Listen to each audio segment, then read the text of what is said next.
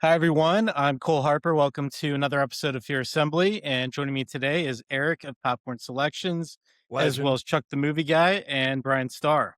So we're going Legend. to get into a number of fun topics, and I'm just going to dig straight in. So one of the recent headlines had some controversy from a Eli Roth Damn, movie, you're which is going coming right out. fucking for it, Yeah, Cole. Let's go. let's do it. Let's go. Roll up the sleeves. So in Ice Cream Man, and I'll just hit a few bullet points, and you guys can carry from here.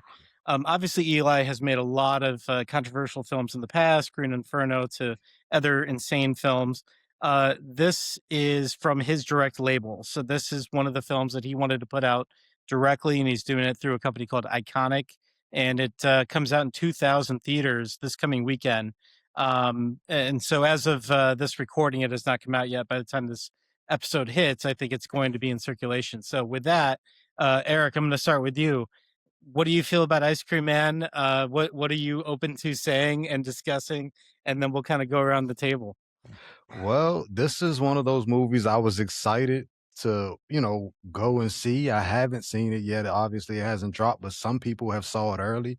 And those early reviews, it is like abysmal. It's terrible. Like I'm scrolling through and just like thing after thing, just like this movie is trash. This movie is, and people are they're going back to my previous videos where I kind of dropped stuff like, because I was excited to see the film and they're commenting like, no, we don't want this. And the major thing that I'm seeing over and over again is AI slop. They keep saying AI slop. They're spamming it. And I don't know what in the world is going on.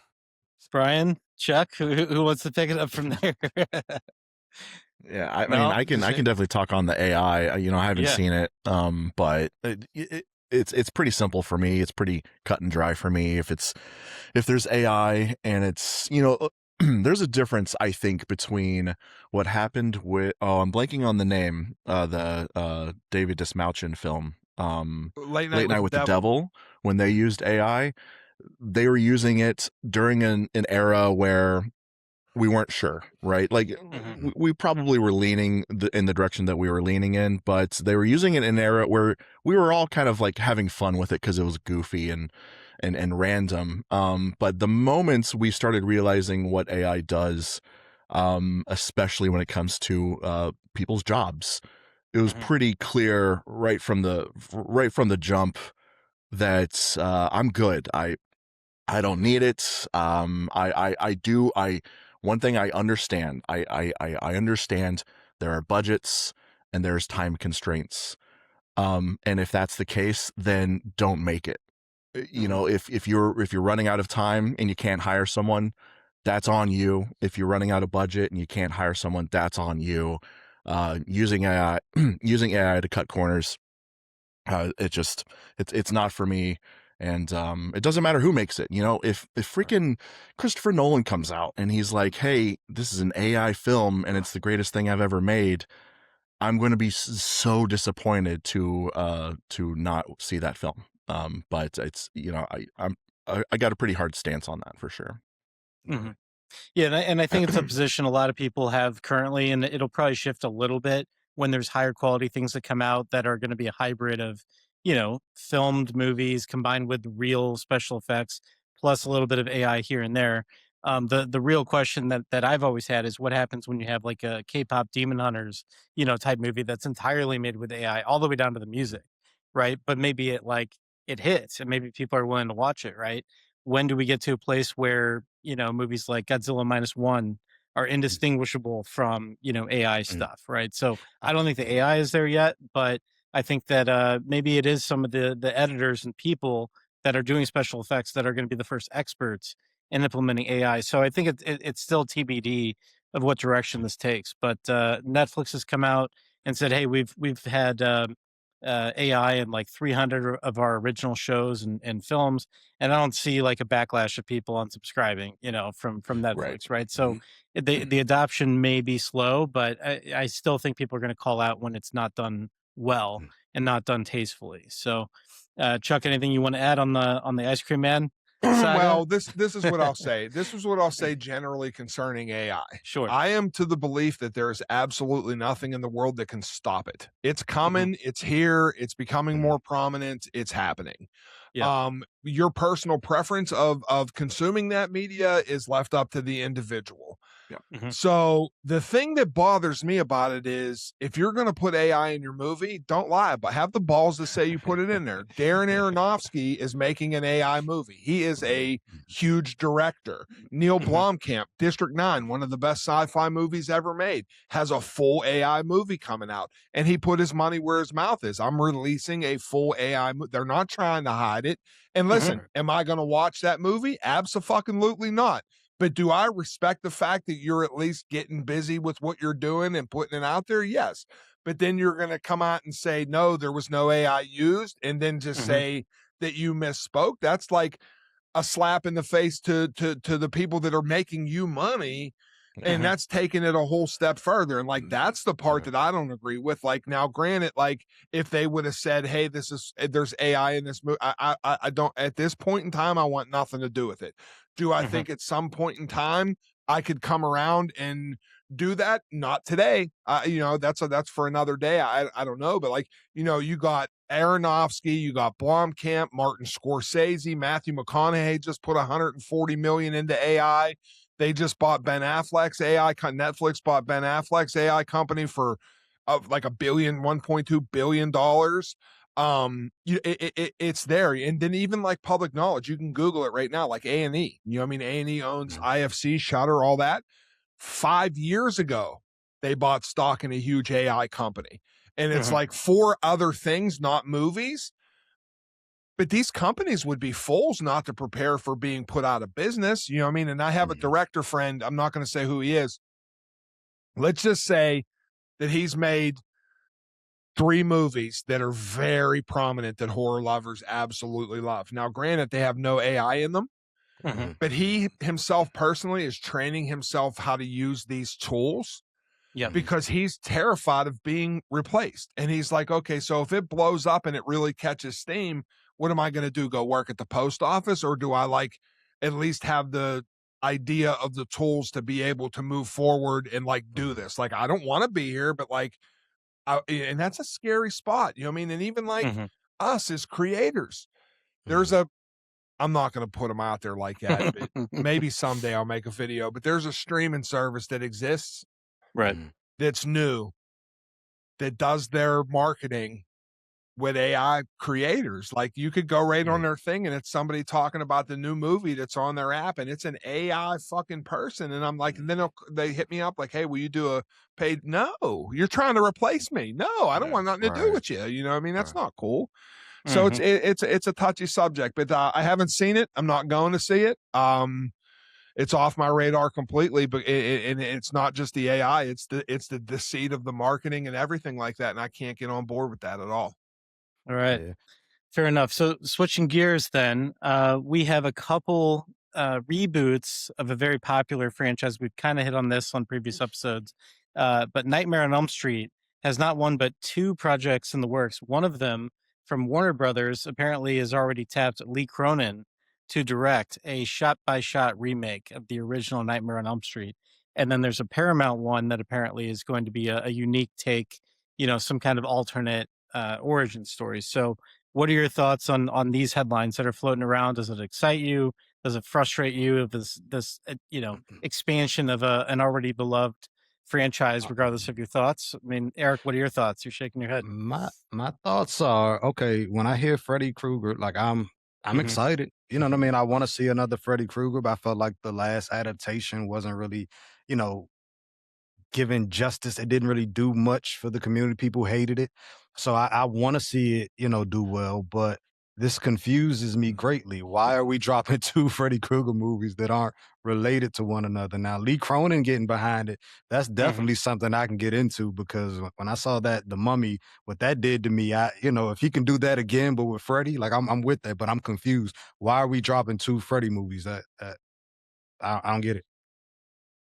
Yeah, and it's been a pretty wide gap between the most recent one. I think the most recent one was like Freddy versus Jason or something, right? One of those, kind of spoofs kind of combining both the franchises. You guys Mhm. can correct me. I see you doing your research there, Brian. Yeah. But Chuck or Brian, any other comments on the The Freddyverse? last Nightmare on Elm Street was the reboot with Yeah. Jackie Earl Haley. That was the last Yeah. Nightmare on Elm Street that we got. Yep. Mhm. Mhm. And that wasn't his fault. He was a good Freddy Krueger. He just had a shit script and terrible, they just didn't make a good fucking movie. But I don't think he Yeah. was bad. Mhm. His costume was bad. I think Warner Brothers is scared to death that they're not going to get bought out by Paramount because that deal is going to get completely shut down. It's never going to happen. They've already delayed that court date for almost another year for it to happen. So the Ellisons can't take it over now like they want to. They're not letting that happen. So Warner Brothers seen that they had time. So like now that we still have our fingers on the IP, let's pump out a cash grab. That makes me worry about that because that has nothing to do with the Wes Craven estate. The Wes Mhm. Craven estate would deal with the rights being, over for what they own. You know what I mean? Mhm. So that one I'm more interested in. And not to disagree with Eric, I don't think Lee Cronin's the guy for Nightmare on Elm Street. I think he's a good director. Mhm. And I came around to The Mummy. I didn't like it at first, but the second time I watched it, I really enjoyed it. I thought it was a little overstuffed. Um, I think it needs to be handled by an unknown. I really do. I think they need to get an up and coming director, an unknown actor. I think they just need to start from fucking scratch. That's just my opinion. It's because if you get like Evan Peters or if you get whoever it is, to play Mhm. Freddy Krueger, you're always looking at Robert Englund in the face of that. So like, why compare somebody that's new to that? Why not just get some new I think Dominic Sessa that Mhm. was in The Holdovers that's who I would love to see play Freddy Krueger because I think he would fucking crush it. All right. All right, Brian. Any other comments before we move on to the Yeah, next topic here? I don't understand why we would do a shot for shot remake, especially when I'm pretty sure I have this correct, but Curry Barker's doing what, Chainsaw? He's doing Texas Chainsaw, yeah. But like as a reimagining, and that's I guess that's what I'm here for. If we're doing a Mhm. shot for shot remake, I'll just watch the original. It's what we're using we're using better quality camera and better, like what, why are we doing shot for that? That doesn't make sense to me. So I like going a reimagining. I mean, that world is so unique, Mhm. especially getting into the dream world. Yeah. There's got to be something better than what we've already seen, and what we've already seen was a blast. Actually, I think like last year finally sat down and watched them all, and had so much fun. Yeah. And I would want to see more, but from we got really weird in that third film, right? Like super super weird. That's what I want. Like, let's get weird in the dream world, Mhm. with Freddy. Not so much Freddy being goofy. I'm not really looking for goofy Freddy, but weird, spooky. I'm into that, and keeping it different. That's what I would go for. I'm also in alignment with that. Like, I love what Curry Barker has come out and said about his vision for the Texas Chainsaw Massacre. Which the most important thing and a little behind the scenes on that too. Curry Barker has loved the Texas Chainsaw Massacre since he was like 11 years old. You know what I mean?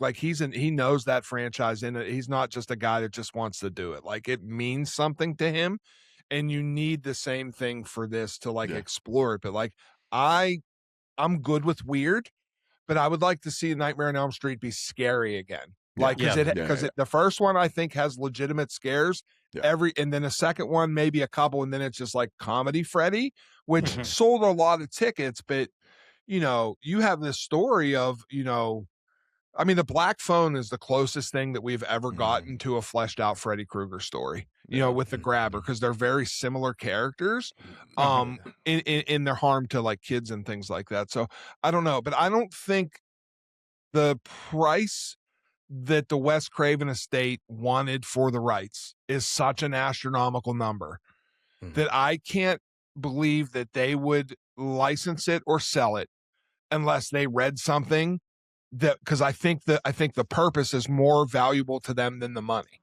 Because they Mhm. could have took a cash grab and sold it already for hundreds and hundreds of millions of dollars. Right. They want the legacy of Wes to carry on. So like, that is where I have trust. You know what I mean? Like, so if it goes through the estate, I'm on board with whatever they decide to do, because I don't think they'll do a shot for shot remake, or they would have sold it 5 years ago. Yeah. Right. Cool. Mhm.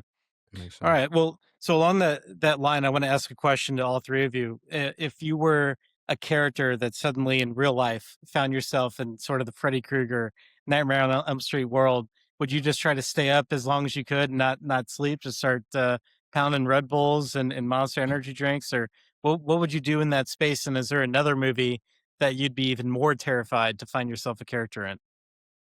I feel like if I found myself in the Freddy Krueger universe, I would be cooked because sleeping is just one of the things that I love to do. So I would have to, get my coffee on, some adrenaline shots, something to try to stay up. But ultimately, I'm just waiting to die because it's nothing I can do. I gotta sleep. If I, but one universe, I would say, I would be absolutely petrified to find myself in. I think it's Smile, the Smile Hmm. universe, because it's not like an immediate way to fight back. It like attacks you psychologically, and it's like everybody around you starts to turn into this creepy being, and at any time it can take you, but instead of taking you and just offing you, it decides to torture you instead. And it's just like everybody around you now thinks you're crazy. I'm gonna say I'm going with Smile. I'm definitely going with Smile. Nope. All right. Brian, how about you? What would be more terrifying than Smile or Nightmare on Elm Street? Yeah, I was definitely leaning like a smile. I was definitely leaning into things that I can't control. But then I thought about, well, what if I could control it? Could I do it? And I'm thinking about the Saw franchise, and I'm just not sure I ever want to be in a trap. Mm. For the most part, every trap is solvable. Um, there's some that aren't, and that's a whole storyline. But I don't know if I could do it. I Yeah. think Have I'd you ever wake up done in that the trap have and you be ever just. done the escape rooms or any of those for fun? I've done Or escape do those rooms. all right. Yeah, but there's no pain. There's no pain there, and also like I know like in an hour this door opens, So Yeah. I'm having fun in there. I'm with you Yeah. there, man. I'm with you because I'm claustrophobic, and then with Saw, you're like guaranteed to lose a limb, like you're not coming out unscathed. So Yeah, it's you're like, guaranteed to get hurt. Yeah. yeah, Listen, if I had to sit in that, listen, I have no male bravado whatsoever. I'm going out like a bitch. I'm done. I'm cooked. I don't care what universe you put me in. It's over for me. Um,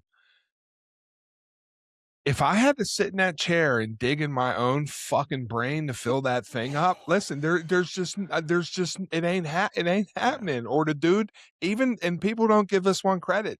The dude that had to take those bombs off his arm in the beginning of Saw 10, oh my like god, digging in there to pop that thing off. No, I'm just gonna lay there and blow up. It's yeah, it's I'm gonna find God Yeah. and pray. I don't know what to do. Yeah, Yeah. I'm done. You know what I It mean? was a good run. Yeah, We that's right. yeah, Listen, yeah. it's a wrap. Yeah, that's it. Make amends to the people out there, but I couldn't do it. And I don't even know if there's any of them that I really think that I would have like a legitimate chance of surviving. And if I did have to pick one, maybe the needle pit. And I Mm, wouldn't want to go, but I'm saying, but it doesn't really. It's not cutting off your limb. You're not going to bleed Yeah. to death. It hurts. Like Yeah, it seems like the most survivable yeah. one.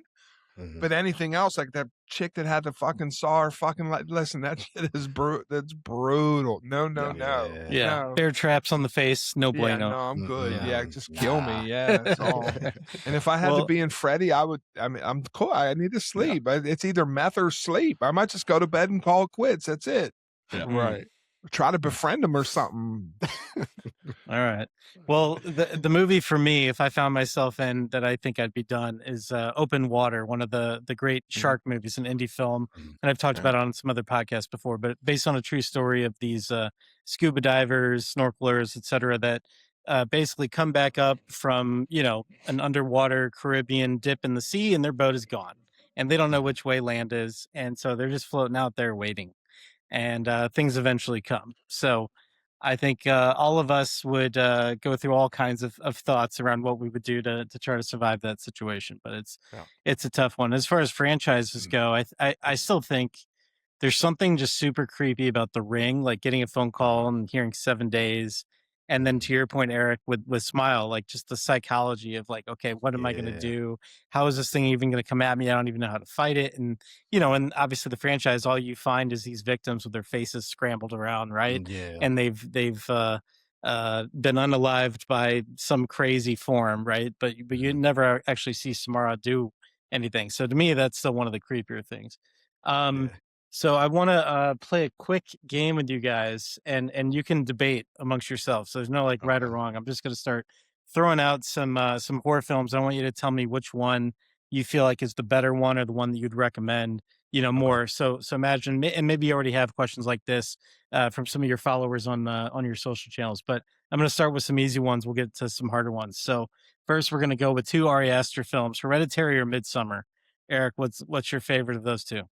Oh yeah, Hereditary. Miss Somner, it wasn't for me. I just didn't get it. Like I don't like to really talk too much about that film because there's apparently, a large group of people that love it. And I'm like, go for it. But when I watch it, I'm just confused the entire time. I'm like, all right, when is something gonna happen? It's like, I don't know. So I'm gonna go Hereditary. All right.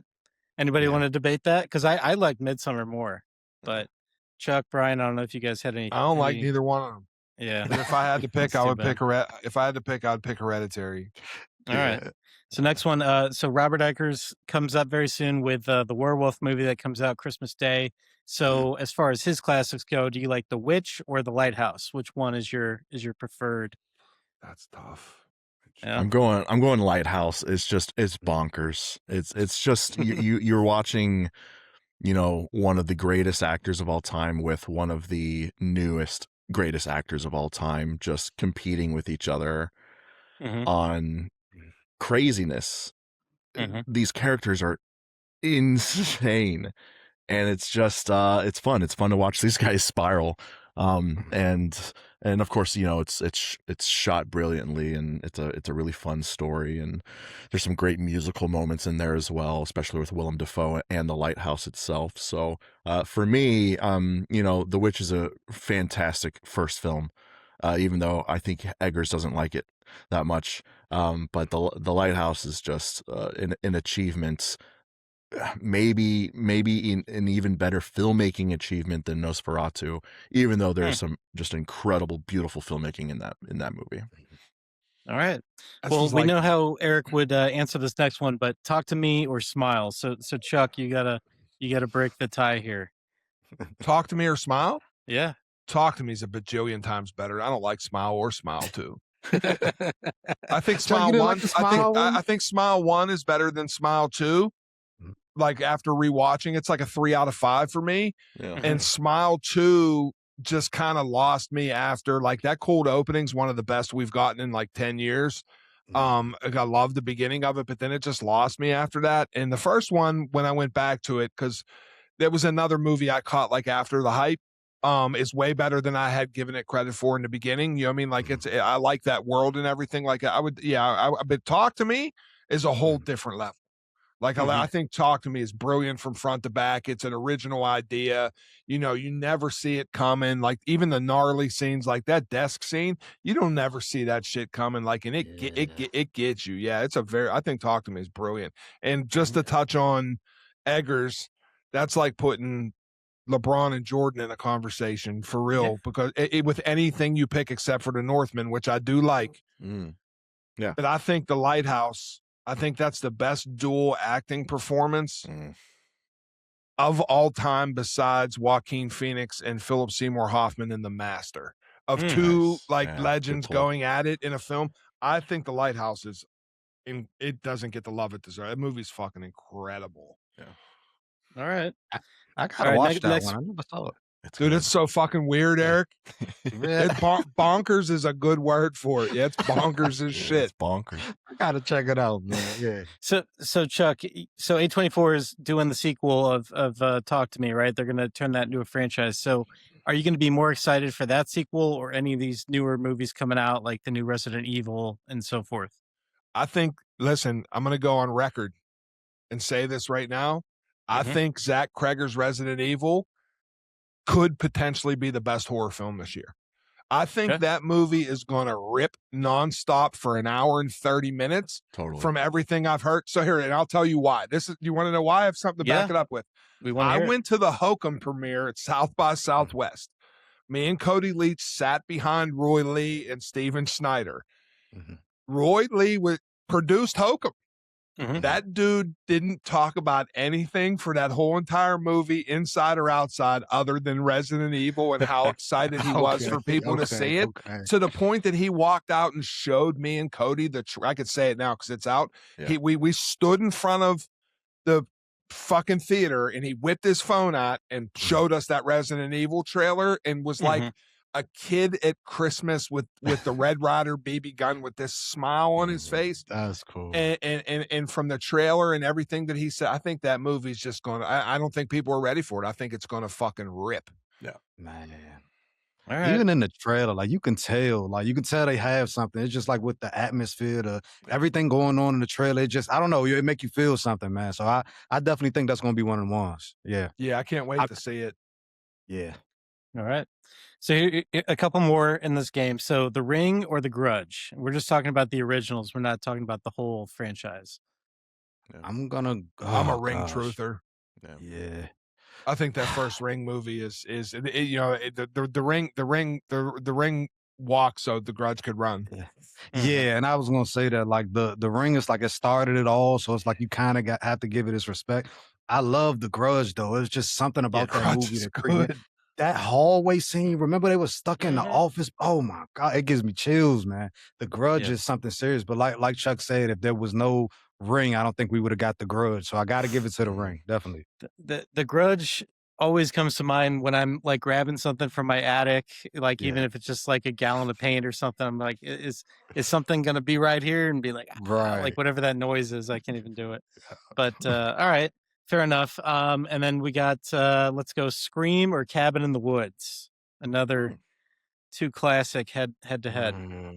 I don't think The Cabin in the Woods is a classic. I don't think The Cabin in the Woods deserves to be next to Scream. Scream redefined.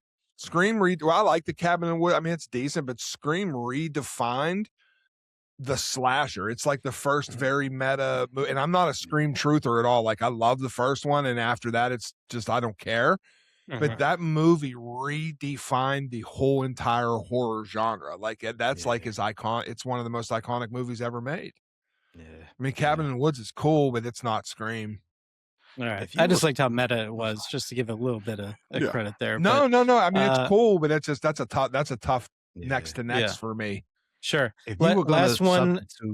I'm sorry. Yeah, I was going to Eric. say, if you were going to substitute out Cabin in the Woods for another film to go back to back with Scream, what would you say? I'm leaning towards I Know What You Did Last Summer, but I don't really know if they can Wes be compared. Craven's New Nightmare. Yeah, you have to get meta with it. Okay, New Nightmare. Yeah.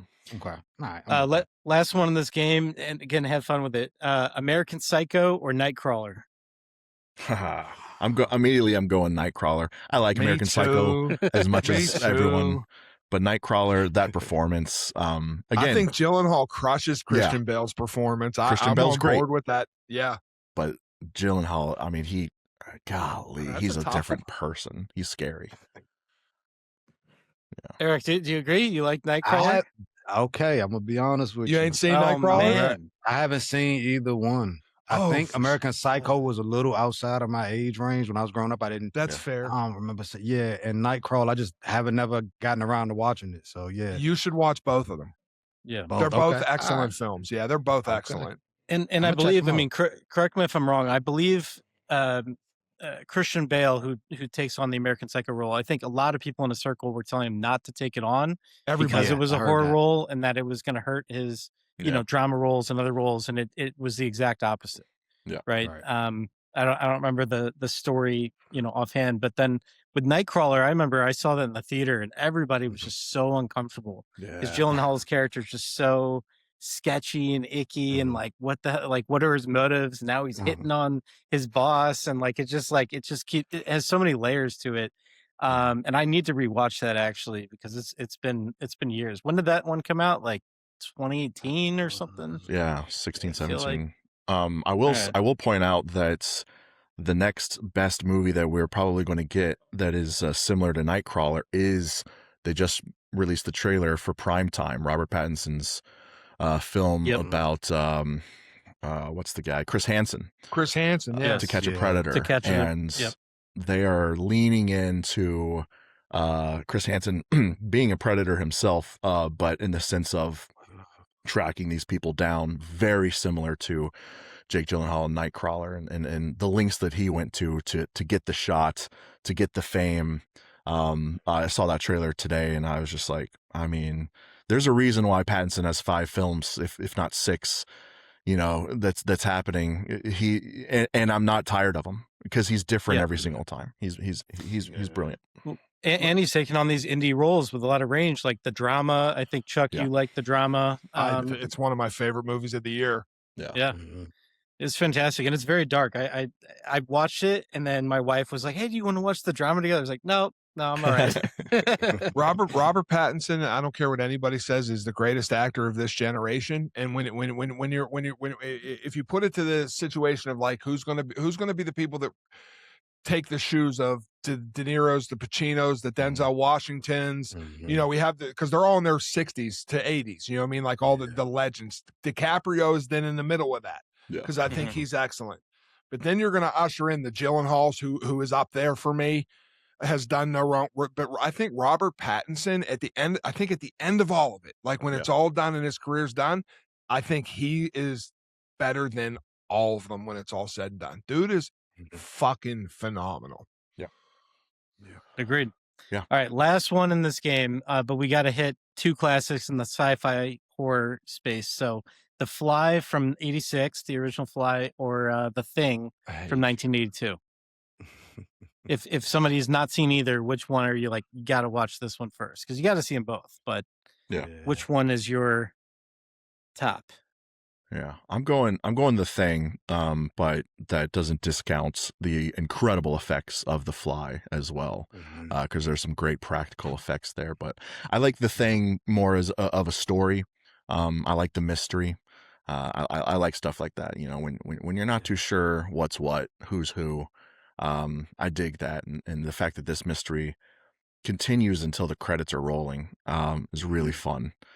But of course, the effects of The Thing are outstanding, groundbreaking, and it would be at the top of a list, or it would be above on a list as the Fly if I were to start listing things. So yeah. I just remember my first time seeing like the fly, like the creature, the fly, like it was just, they never left my mind. It was like it was burned into my brain. So I got to go with The Fly. Nice. I got to go with The Fly.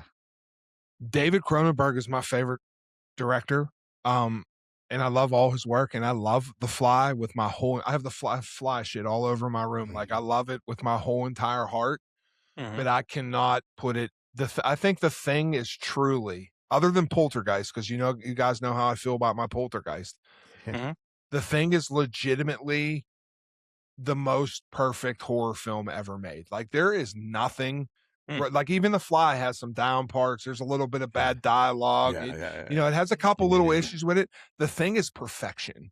Like that's what perfection looks like. There's no downtime. There's no wasted edits. The practical effects are some of the best we've ever had. Kurt Russell was phenomenal, and to this day, people still wonder, was it Childs? Was it McCready? Like it created a narrative that's so iconic and legendary. If I had to do an all genre list of all genres, like The Thing is in the top 10 of the best movies of all time, any genre.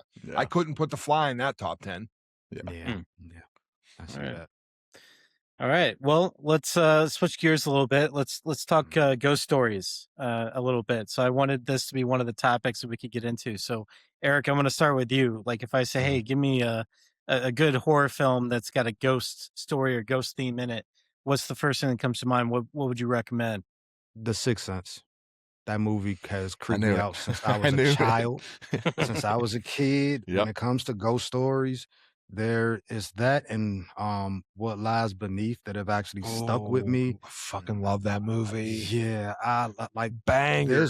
There's one scene in The Sixth Sense where, and we've all kind of experienced it growing up. It's the middle of the night. You have to use the bathroom. You don't want to get up. Some of us choose not to get up because of fears like this. He got up, goes to the restroom, sees his mom in the kitchen, but it's not his mom. And I'm going to just leave it there. And it's just, if you could see my arms, I'm getting chills to this day. Like, just one of the most prolific ghost stories I've ever encountered in my life. So if we're going ghost, it's going to be either What Lies Beneath or The Sixth Sense. You can't go wrong with either one of those. All right. Bryan, how about you? Yeah, I purposely did not pick The Sixth Sense because I knew Eric was going to. But I would have probably picked that. It's great that we were talking about The Ring, because I want to bring up the Japanese Ringu, that I just recently watched, I think last year for the first time, and I'm such a fan of The Ring, and I have so many stories related to that and how it affected me, when it first came out, and revisiting it as an adult. And so I'm going into Ringu thinking, like, I don't know, like, can this really top it? And there's things that movie does that has me kind of leaning in that direction of, yeah, there's a reason why this was remade. There's a reason why there's like 20 plus Ringu films, or, connected to that universe in Japan. It's just brilliant. And I think one of the brilliant things about it is what it doesn't show you. I think The Ring is scarier, because it kind of shows more than Ringu does, but Ringu just has this sense of dread in every corner. You feel like there's a ghost in every shot, and I really love that it pulls that off. But yeah, I was blown away. Being such a fan of The Ring, I was blown away that Ringu absolutely holds up. Yeah. I mean, I would have to throw the others into this conversation, even though it is with The Sixth Sense to me. Like I knock both of those movies, and the only reason I knock them is the rewatchability isn't good for me, because once you know, you know. Now, like The Ring is scary every fucking time I watch it. You know what I mean? Like so it bumps it up a little bit for me. I would put Guillermo del Toro's The Orphanage up there for me, which isn't necessarily scary, but it's like tragically fucking sad. But it's good. And I would throw, I don't know if anybody's seen Tigers Are Not Afraid, but I would throw Tigers Are Not Afraid in there because I love it. It's made by Brian, you will fucking die for this movie. You will love it. It's made by Issa Lopez, who did she did the Night Country, the True Detective Night Country. She directed that with Jodie Foster. But Tigers Are Not Afraid, it uses ghosts in a different type kind of setting, because it's more like these ghosts of this war, from this cartel war in this, like war-torn third country, and how these kids like use these imaginations to escape. And it's fucking horrific and brilliant. Yeah. That's great. All right. All good recommendations. So the one I'm going to call out is not a classic, not as well known. I think it's kind of a hidden gem that a lot of people can watch on demand. It's called The Last Shift. And this is about a police officer that goes into what is essentially supposed to be her first shift. But it's not going to be, because she's going to encounter all sorts of spirits in her precinct, and she has to deal with them in different ways. And some of them are more creepy and violent than others. But it's a fun watch. And when you discover movies like this, and this is my opinion anyway, it's just fun. It's entertaining. It's not going to like be on anybody's list as like a top 10, whatever. But that's why I wanted to call it out, because there are so many great, ghost theme related movies going back to, as Eric said, The Sixth Sense and many others. But sometimes these, hidden gems like The Last Shift, it's like you give it a shot, and you might find yourself more entertained than a lot of these other movies. So did you see Malum? Cool. I have not seen Malum. Malum is a shot-for-shot remake of The Last Shift by the same director, except it's a little bit more horrifically brutal, and it's it's equally as good, if not potentially a little bit better. But it's worth, because we were talking about Nightmare on Elm Street shot-for-shot remake. It's definitely worth your time. Yeah. Okay, and that's Malum. How do you spell Malum? Yep. All right, I'm adding that to my watch list. Yeah, so it rips. It doesn't fuck around. Yeah, it gets to the good. It's gross. All right. Any other hidden gems that you guys want to call out that our viewers could check out from whenever they listen to this? Yeah, I got a hidden gem for you. And it comes out today, and this is Thursday. What is today? Thursday, August 6th. August 6th. You absolutely need to go Teenage Sex and Death at Camp Miasma. And whenever this comes out, and if you don't go see it in the theater, you're going to be sorry, because it's a flawless masterpiece. It's a 10 out of 10, no notes masterpiece that takes the slasher genre, flips it upside down on its head. All the bullshit we've been fed all these years of what slasher tropes and it is fucking exhilaratingly brilliant. And I couldn't recommend it enough. It's better than Obsession. What? Oh, I okay. love Now you got me. There you Okay. go. Visually. All right. When I do, did you see all the things that they did, what Jane Schoenberg did? Like Yeah. all the reflective imagery, they made these big, huge, like plastic panels that they dyed lights into, that they held them in front of the cameras to give you all this dreamlike effect. There's CGI with the blood, but like it's as practical as possibly as it can be. And the story of like coming of age and the identity and you know what we are led to believe through what we've been fed is so brilliantly done. It's incredible. When I do make like if I had to make my top 10 of the year list right now, that is firmly number one. And I think the only thing that will dethrone it is either Resident Evil or Werewolf. It's fucking good. It's good. Go see it. Rent it, see it, support it. Okay. I just made my video for like what I'm excited about coming out in August, and that's in second place because and this is what I said in the video is like, not since the films of Michel Gondry, who did Eternal Sunshine and Science of Sleep among so many others, have I seen something that is so practically out there and unique. And so when you say it's better than Obsession, obviously I don't know, but I would say visually 100%, because this is the dream-like state that I want to be in when I'm watching film. And same director as I saw the TV Glow, and we're all going to the World's Fair. And so it's going to be creative is all get out. And the reason I reacted the way you did whenever you said the title is because I haven't seen it yet, and I'm so mad that yes, it comes out, but not by me. I have to wait till next week. And I got a movie email for you. I'll send it to you. I'll text it to you right now. Because maybe they'll give like it truly, to that is one of those that like inject into my veins right now.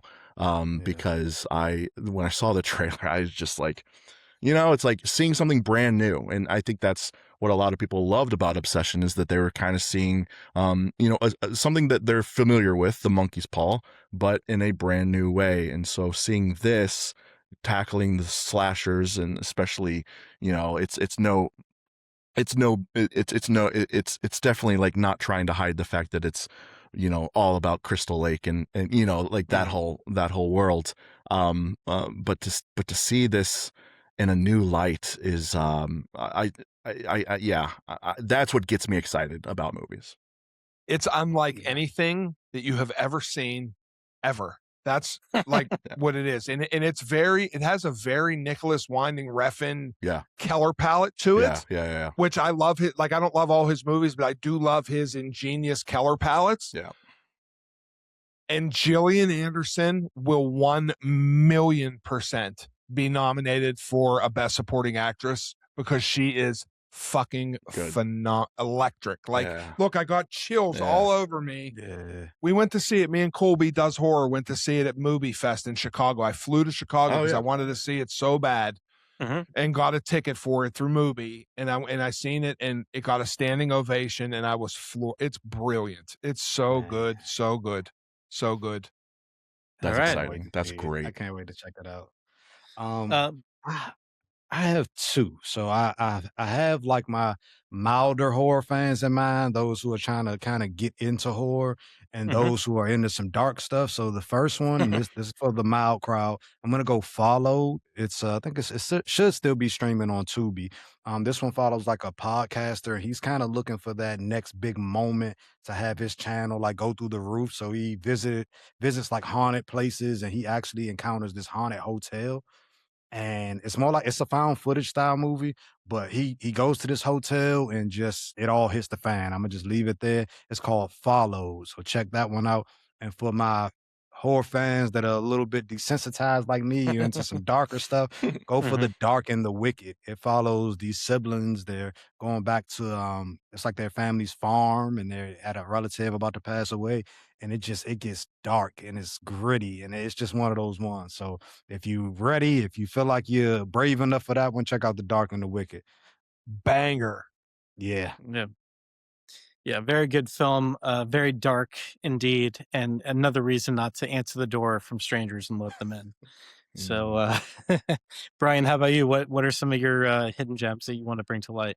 Yeah, I just got one, and if you're not into the dark and spooky Yeah. stuff, and you're here to have some fun, some people know his other films, but this is his first film. It's called Murder Party. I actually don't know how to pronounce his last name, Jeremy Saulnier. Jeremy some Saulnier. Yeah, Saulnier. Okay, so but yeah, you got Blue Ruin, you got Green Room, iconic. Macon Blair is an actor that tends to appear in all his films. He's got a new movie coming out called Idiots. Used to be called Shitheads. Very, very good movie. But Murder Party is the first one that Jeremy did, and it's about a guy who goes to kind of a Halloween party, a costume party, and it's in the title. It's not fun. There's some murder going on, and he's the subject. He's the victim, or at least he could be. Yeah. So, but it's fun. It's absolutely goofy. Whereas Blue Ruin and Green Room are very serious. Murder Party is so much fun. It would be great with a group for like a Halloween party. It takes place on Halloween night, for instance. So while you're dressed up, you can watch these people be dressed up and try and kill this guy. All right. It's awesome. Yeah. I like it. Okay. Well, the only one that I want to call out specifically is The Nightmare. This is a horror documentary about sleep It's paralysis with some fantastic. reenactments. And yeah, and I just felt like it is fully effective and educational. One of the rare mixtures in documentary film. But I believe that that's on Netflix, definitely in North America. I'm not sure abroad what platforms it may be on now, but this is maybe 10 years old, yeah, give or take. And then a couple more recent ones from my studio, Utopia. You have I Live Here Now from Julie Pacino, which we've discussed on this channel, as well as Mermaid, which is another great film. And I know, Eric, you got to check out Mermaid as well. So I think we're going to have some fun with those as the months trickle on here. With that, I want to bring up the final topic of today's podcast, which is short films, because many of us are involved in short films, right, Chuck? And we all love short films, and some of these, like my favorite of all time, Lights Out, get turned into franchises of their own right, in terms of features and whatnot. So, Eric, let's start with you. What are some of your favorite horror short films that people should check out?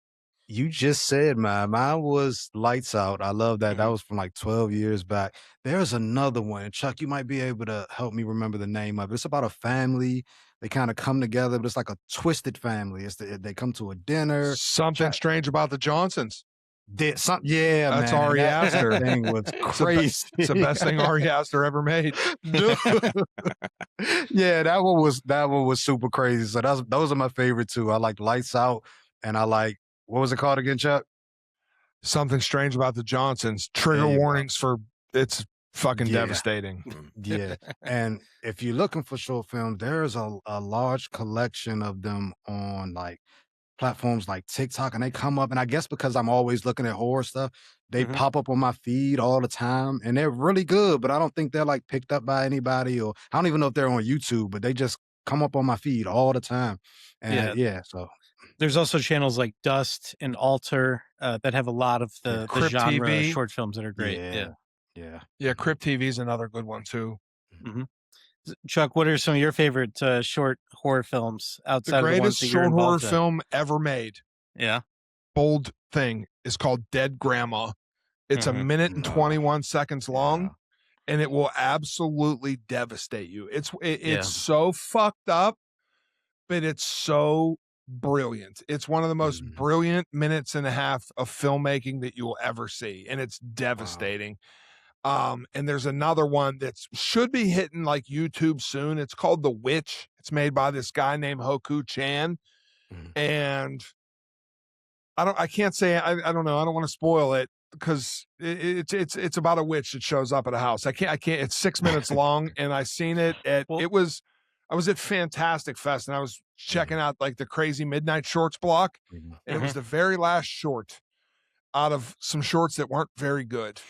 Yeah. And, you know, it was at that point in time, it was like 1:30 in the morning, and it blew my mind. Like, just absolutely blew my, it's so fucking good. Loved it. But listen, Dead Grandma is made by these people that own Die Books, and they're very eccentric, interesting people that are very brilliant. And if you have a minute and a half, you should go to YouTube and watch Dead Grandma.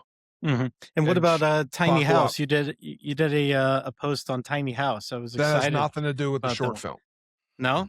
No, it has nothing to do with it. No. Oh, okay. I thought Tiny House was a short film. Is it a teaser for a feature? No, Tiny House, not Tiny House is a feature length film. Oh, okay. And it's not only a feature length film, but it is a whole entire universe that Dewey had. I just had a call with him the other day because we got something in the works with it. But he has a whole entire universe built around Tiny House, and it's people aren't ready for it. Tiny House is legitimately scary. Cool. All right. Well, we'll talk offline about that more. I stand corrected. I appreciate that. Bryan, how about you? What are some of your favorite horror shorts? You know, I went down the rabbit hole of Kane Parsons, right, with the Backrooms, and even though I had watched the Backrooms, I never watched his other stuff, and so something that I think might be a little bit better than some of his Backroom stuff is The Oldest View, which I think it's like a collection of 6 to 8 short films. There's 3 I think that are really like the main story. But if Kane made that next, I'm first in line. It's another kind of eerie liminal space setting in a mall setting. But the extent that he went to recreate this demolished mall, and it's all in Blender, like everything you see is fake in this in almost this entire series. It's just insane, the talent that this kid has. And so, you know, not much of like story and lore presented in there, like he was able to do with Backrooms, and the, you know, dozens of videos there. But, you know, I think if it could get a solid script for a feature, people would eat it up. There is a film coming out soon that takes place in a mall, so, you know, maybe conflicting storylines there or settings, whatever. But I don't know. I'd be there immediately. But really, anything Kane touches. So all right. Yeah. Also, if you haven't seen Dylan Clark's Portrait of God, that's up there as one of the best short films ever made as and well. What's he doing next? He's doing the Blair Witch reboot. That's right. Which I'm stoked because I think he's the perfect person for it, because Portrait of God is scary with there's no bells and whistles to it whatsoever. Like, that dude can create tension with zero fucking dollars. Like, it's a brilliant short. Okay. Yeah. Well, two more quick ones I'm sure you guys have strong opinions on. So one is The Smiling Man, which I want to say is at least 10 years old.